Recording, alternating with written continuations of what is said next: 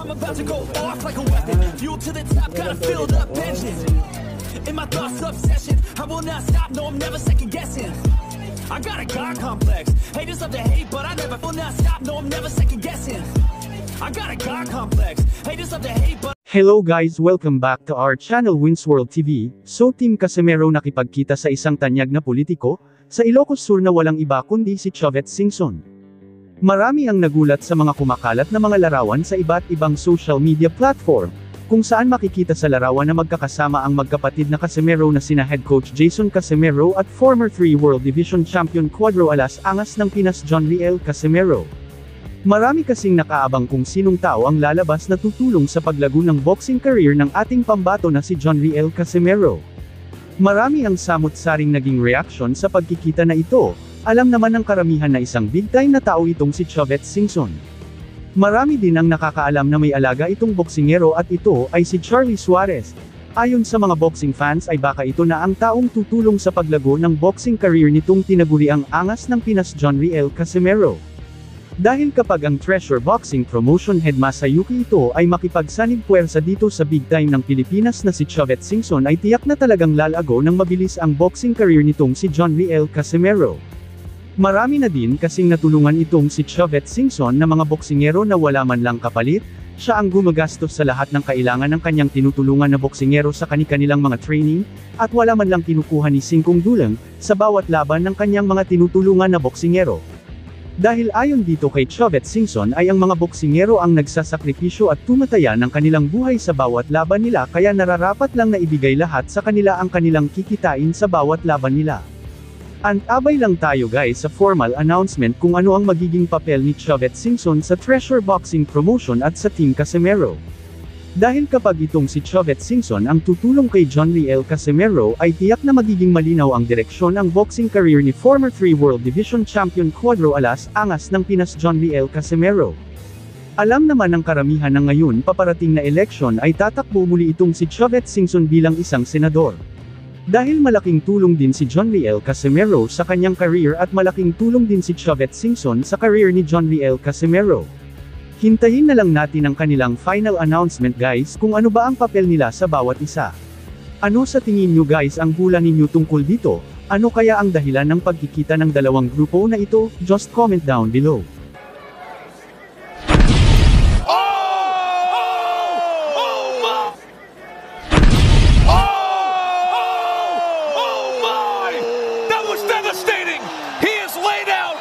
Hello guys, welcome back to our channel Winsworld TV. So pagkatapos nga tibagin ni WBC Bantamweight World Champion na si Junto Nakatani. Sa round 1, itong si Vincent De Acero Astrolabio, ay tila naging daan ito para itong si Junto Nakatani ang nakahanay na naman na gusto makalaban ni former 3 World Division Champion, Cuadro Alas Angas ng Pinas John Riel Casimero, dahil alam naman ng karamihan na ang laban ni Naoya Inoue versus John Riel Casimero ay medyo malabo na mangyari, dahil talagang hindi pinapansin ni Naoya Inoue itong si Cuadro Alas Angas ng Pinas John Riel Casimero kahit ano pa ang gawin niyang pagpapapansin dito. Ngunit ang labanan John Riel Casimero versus Junto Nakatani, ay sobrang laki ng pag-asa na maikasa ito. Dahil kung itong si John Riel Casimero, ay magiging champion sa 122-pound Super Bantamweight Division, kung sakaling iwanan na ni Naoya Inoue ang kanyang titulo na hawak sa Super Bantamweight Division, ay pwede nang upuan ni John Riel Casimero ang division sa oras na umakyat na ng timbang itong si Naoya Inoue. Sa bagong henerasyon kasi ngayon guys ay ang mga bagong titulo ang pinagbabasihan sa laban, in short hindi kalalabanan ng mga Hapon, kung hindi ikaw ang mandatory challenger. Uhaw na uhaw kasi ang mga Hapon pagdating sa titulo. Kaya kung si John Riel Casimero ang maging champion sa naturang division ay tiyak may pag-asa itong si John Riel Casimero makalaban si Junto Nakatani. Kakayanin kaya ni former 3 World Division Champion Cuadro Alas Angas ng Pinas itong si Junto Nakatani. Halina't panoorin natin sabay-sabay ang mga knockout highlights ni Junto Nakatani, kung gaano nga ba kalakas ito. Head right now. Doubles up the uppercut and then goes with a knockdown scored with a right uppercut. Oh! A straight left hand. Oh! Oh my! That was devastating. He is laid out in brutal fashion. with red.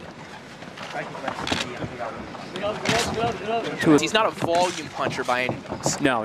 When he throws with bad intentions. He wants to do damage with both hands, but he opens himself up quite a bit when he does get in front of a guy. Oh, good hard left hand connects there from Nakatani. Impressive. Ooh. Hard left hand, and that one buckled Yamauchi, who was holding up. Buzzed at the end of the opening round.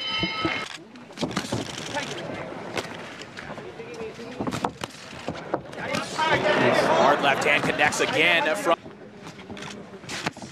Great job of mixing up his punches. That one had an effect as well. Staggered once again. He is on wobbly left. He's making it hard for him.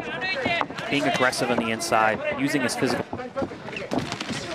You can just tell Nakatani, he believes in his power so much.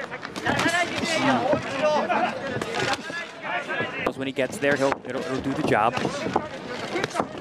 Yamauchi just out of position and eating uppercuts right now. Great physicality from Nakatani there. Oh, there's that left hand again. Uppercut is the last thing you want to get hit with. Good right hand from Yamauchi. Body shot from Nakatani. Hard left hand right down the middle. Another one comes behind it.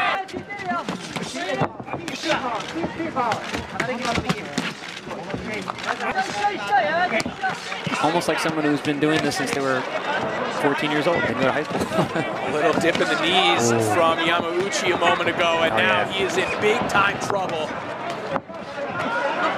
Nakatani pouring it on, and that is it. Yeah, good stoppage.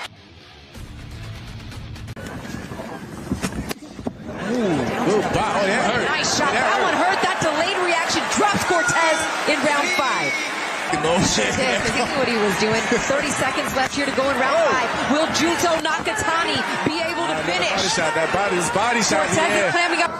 Tap it low. Oh, and that one snaps the head back of Cortez. Cortez clearly more chances. Body again, yeah. Strong shot there. Ooh. Combination there from Nakatani. How are we going to live up to the expectations based on how he performed? Just got hit with a good left hand. Back to the gym. Oh, good shot there. That hurt, yeah, that hurt. Looking for the finish here in round 12. Cortez holding on for life. Nakatani. マグラも一発出しましたけど、右のノーモーションがパッとくるんで、選手ですね。相手を左ストレート、左のボディ、サイドボディ、ロングをやっていく。聞きましたか？来ましたね。左のストレート。山中さんも中谷の左のロングフックというのも注目されていますが、上当たってから左ストレート、右のボディ。ボディにも入れてましたからね。まだマグラモはプロのリングでダウンは1。ただ接近戦も磨いてきた右のフックを見せました中谷潤人です。辻岡さん、マグラモ陣営なんですが、やはりこの距離感なんだと、もっと距離を詰めていけと、そして自慢のアッパーを出していけと、そんな指示ですね。山中さん、やはりここの距離、そして自慢のアッパーということですね。そうですね、この距離も中谷選手もうまい。そしてボディにパンチを集めていけと、父親のメルビンさんも、興奮して立ち上がって関係戦い方で迷わして、左のボディ、左のアッパー、もう一度左のボディです。いいですね。この世界タイトルマッチに向けて接近戦より磨いたという話をしていましたね。より磨いてますよね。ボディのパンチも結構ダメージ与えられてるんで。左のストレート、ガードが下がったところ、得意ですからね。あれでさらにまた左ストレートも当たるでしょうから。そうなんですね。右のパー、さあ左のボディも当たるやつになりますからね。ここをポイントと見たが左のフック大きく打っていきました中谷潤人。いや、心折れるチャンスですよ。左のパー、体が飛び出た。中谷潤人立ってきました。いや、ここでレフェリーが止めました。中谷潤人、世界。To see this fight start to unfold as the rounds progress. That's a big. Nakatani has his timing down already. Boom. Oh, there's a right hand that wobbles him. He landed it right on the temple. Nakatani digging to the body here, and this is a distance that really favors Acosta. Punch for punch. That's got to be worrisome as he lands. Coach right has to, he has to try to weather that storm You don't know how bad that nose is. The blood that Acosta's swallowing here in the heat in Tucson, Arizona. That's worrisome. And the punches from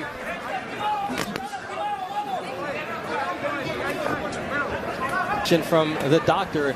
He's in Arizona promoting Fury Wilder 3. They're gonna need a new one for next week. Man, listen, Nakatani is a bad boy. He is. He knows how to maintain range, his distance, throws combinations. It's over. Starting with his jab. Yep, it is over. Yeah.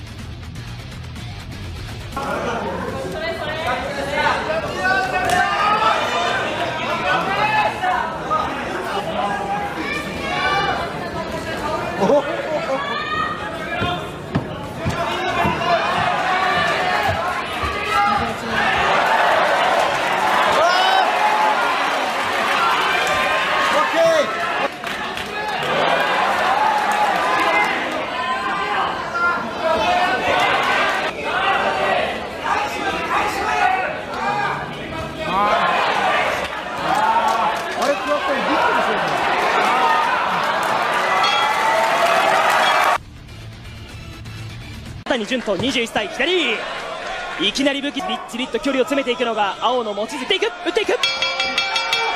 大優勢ということが分かりましたがこのままポイントでいきますか手を狙うどういった試合の終わらせ方考えているでしょうか左もう一まあ一番打ちやすい距離なんですねこの距離では中谷強い望月を返した左フックを返した一気にいきます18戦目アッパーアッパー左アップ望月右目がもう塞がりかけてますよねはい強打をやめない中谷左右まあここで、手が止まるレベリー止めた、レベリー止めたここで激戦に終止一気につなげてきましたこのボレスです、この左のパンチいやーテレスさん思わずボレスが後ろにこう行ってしまうほどのパンチ力ですねそうですね左はね本当強いですよね、遠い距離からね本当打ってますよねはい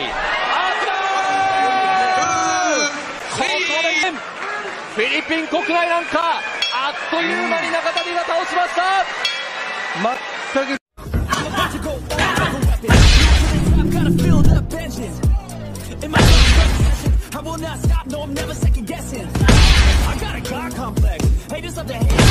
So kampo ni Naoya Inoue, pagbayarin ng malaki dahil sa hindi pagtupad sa usapan, sa pagitan ng Team Inoue at Top Rank Promotion, Bob Arum galit na galit na. Galit na galit nga di umano ang big-time promoter ni current undisputed and 4 World Division Champion Naoya Inoue, na si Bob Arum ng Top Rank Promotion. Dahil sa hindi pagtupad ni Naoya Inoue aka The Japanese Monster, sa kanilang usapan. Ang usapan daw nila ay kapag naging undisputed na daw si Naoya Inoue, ay doon na niya gaganapin ang lahat ng kanyang mga laban sa bansang Amerika, particular, sa Las Vegas. Ayon kay Bob Arum ay doon na dapat depensahan ni Naoya Inoue ang lahat ng kanyang mga nakuhang kampyonato sa naturang division, sa oras na maging isa na siyang undisputed. Ngunit ilang taon na ang lumipas at naging 4 World Division Champion na siya ay hindi pero natupad ang kanilang usapan. Kaya malinaw na sumira ang hapon sa naging kasunduan dito.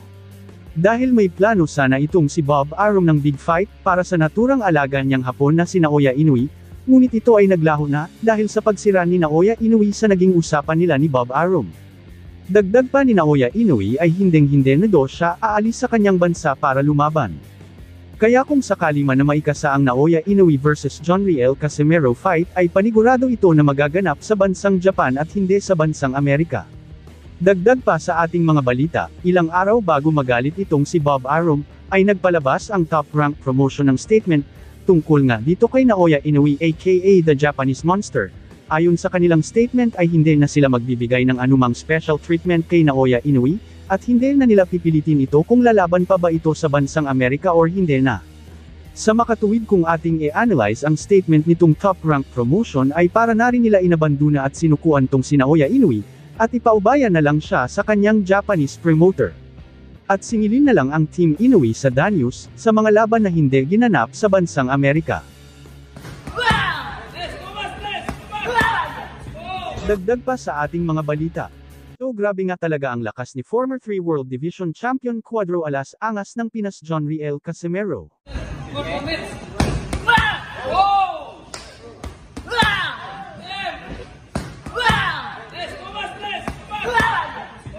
Maski ang MMA fighter na si Vin Diesel ay ramdam na ramdam niya ang lakas ng tinaguriang angas ng Pinas Jonriel Casimero.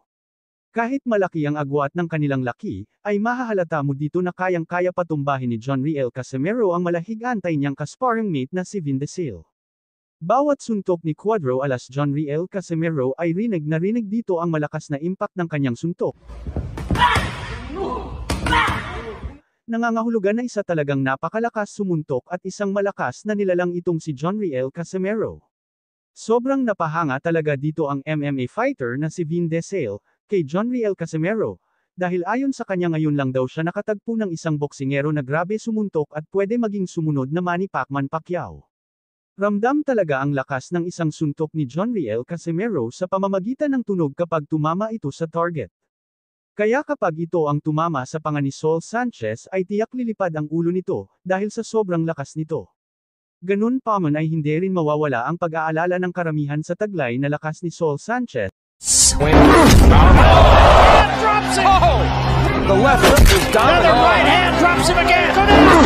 Again, a combination and that's it! Dahil panigurado lahat ng paraan na pwedeng gawin para manalo ay gagawin nila, lalo na yung namamahala sa kanyang mga training ay ang MP Promotion, at alam naman nating lahat na meron silang hindi pagkakaunawaan sa pagitan ni Manny Pacquiao at Gibbons ng Manny Pacquiao Promotions. Kaya huwag magkumpiyansa itong si former 3 World Division Champion Cuadro alas Jonriel Casimero, dahil hindi lang itong ordinaryong boksingero itong si Saul Sanchez. Dahil may taglay din itong lakas at kakayanan para magpatambo ng kahit sinong kalaban, maski si Jonriel Casimero ay kayang-kaya niya itong patumbahin, dahil ilang Pinoy na din ang napatumba nito. Drops it! Oh! The left hook is down. Another right hand drops him again. Go down! Again, a combination and that's it! Foot. That left hook landed right in the chin of O'Quinn. Kaya kaabang-abang talaga ang laban Jonriel Casimero vs Saul Sanchez, ngayong October 13, 2024 na magaganap sa bansang Japan, kaya ano pang hinihintay nyo magtalpak na kung sino ang nasa palagay nyong mananalo? I'm about to go off like a weapon, fuel to the top, got a filled up engine. In my thoughts obsession, I will not stop, no I'm never second guessing. I got a God complex, haters love to hate but I never Foot. That left hook landed right in the chin of O'Quinn. Dagdag pa sa ating mga balita. So marami ang nagsasabi na matatalo ang ating pambato na si former 3 World Division Champion, Cuadro alas angas ng Pinas Jonriel Casimero, kapag hindi niya pag-aaralan ng maigi ang galawan ng kanyang makakalaban na si Saul Sanchez. Ayon kay Saul Sanchez ay kayang-kaya niya patumbahin si Jonriel Casimero sa maikling oras, dahil alam daw niya ang kahinaan ni Jonriel Casimero. Meron ng nakahanda na malaking estilo na ikakagugulat ng karamihan. Ito daw ang teknik na ito ang magpapatumba kay Cuadro alas angas ng Pinas Jonriel Casimero. Isa na rito na pinaghahandaan ni Saul Sanchez laban kay Jonriel Casimero. Ang kahinaan nito pagdating sa paghinga dahil madalas na si Jonriel Casimero na hingalin sa kanyang mga laban. Kaya makikipagsabayan itong si Saul Sanchez kay Jonriel Casimero, at kapag nakita na niya itong hinihingal ay doon niya isagawa ang kanyang malupit na estilo laban dito. Kilala si Saul Sanchez sa pagiging malakas at madiskarte sa ibabaw ng boxing ring, kaya kapag hindi ito nag-ingat si Jonriel Casimero ay tiyak matatalo siya ni Saul Sanchez. Sa laban na ito ay kayo na po ang humusga kung kakayanin ni Saul Sanchez itong angas ng Pinas na si Jonriel Casimero. Makakalaban ni Saul Sanchez itong Pinoy boxer na si RV Daniga. Sa unang tagpo ay talagang gustong-gusto agad subukan ni Saul Sanchez ang lakas nitong Pinoy. 高いガード、そこから繰り出す左右のフックが強烈。岩佐さんどういうところに注目されますか？個人的なファイターと右と左っていうのがまたちょっとある。ただロトアピールしたのはデニーガの方。サンチェスコーナーで連打。決着がつくかな。どうだ？サンチェス。サンチェス。78対70。 Ano sa tingin nyo guys matatalo kaya ni Saul Sanchez itong si former 3 World Division Champion Jonriel Casimero? Cuadro alas Jonriel Casimero puspusa na ang paghahanda at pagpapalakas ng katawan para sa paparating niyang laban kontra Saul Sanchez, kitang-kita ang pagpupursige nito para mas lalo itong lumakas, dahil ang paparating niyang laban ay isang laban na napaka-importante at dito rin nakasalalay ang posibilidad na susunod niyang makakaharap ang tinaguriang The Monster Naoya Inoue kapag tinalo niya si Saul Sanchez. Isang buwan na nga lang bago ang laban ni Jonriel Casimero kontra Saul Sanchez, ang laban na ito ni Jonriel Casimero ay isang malaking pagsubok sa kanya, lalo na ngayon na hinahabol talaga makalaban ni Cuadro Alas Jonriel Casimero itong 4 World Division Champion na si Naoya Inoue aka the Japanese Monster. Ganun pa man ay puspusan na talaga ang pagsasanay at paghahanda ng Team Casimero para sa paparating na laban kontra Saul Sanchez.